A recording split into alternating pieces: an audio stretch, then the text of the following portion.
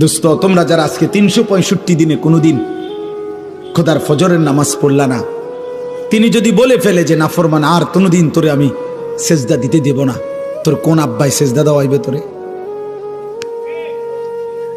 এই নাফরমান,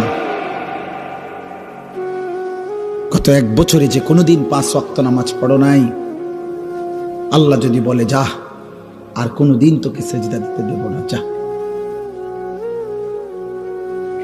নূহ নবীরে বলছে যে আপনাকে না বললাম আপনি নবী, আপনি ভুল করছেন কেন? আপনারা না বলছি, এই নবী তোমাকে না বলছি আমি আর কাউকে ঈমান দেব না, আবার বলছো কেন?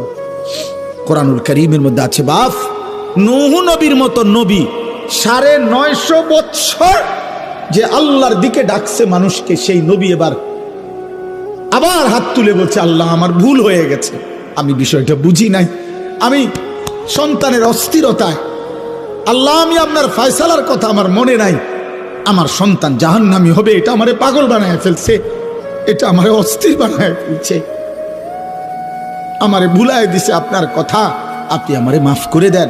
ওয়া ইল্লা তাগফিরলি ওয়া তারহামনি আকুম মিনাল খাসিরিন। আয় করিম, আপনি যদি আমারে মাফ না করেন, দয়া না করেন, আমি নবী হয়েও ক্ষতিগ্রস্তদের অন্তর্ভুক্ত হয়ে যাব। চলো আব্বা, আমি শুধু একজন বক্তা, ওয়াজ করতে আসছি, এই জন্য মনে করাইতে আসছি, ভোট চাইতে আসি নাই,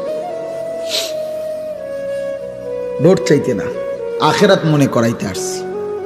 এই 3টা উদাহরণ দিলাম। নবী সাল্লাল্লাহু আলাইহি সাল্লামের হাত নামায় দিছে, ইব্রাহিমের হাত নামায় দিছে, নূহের হাত বলে না কেন? তার চাইতে দামি এখানে কে? এই সৃষ্টিতে কে? আগামীতে আসবে কে? এবার আন্দাজ করেন, আল্লাহ আমারে আপনারে যারে যে আমাদেরকে যাদেরকে ঈমান দিছে, আমরা কালেমা পড়তে পারি, আমরা শুনছি, আমরা মুসলমান, আমাগো আব্বা মা মুসলমান, এই নিয়ামতের কি পরিমাণ কদর করা উচিত, কদর করা উচিত। এই জন্য বললাম রে ভাই, হেদায়েত কার হাতে? ফয়সালা কার হাতে? সর্বশ্রেষ্ঠ রাসূলের হাতেও না, তো বক্তার হাতে তো বেলে নাই,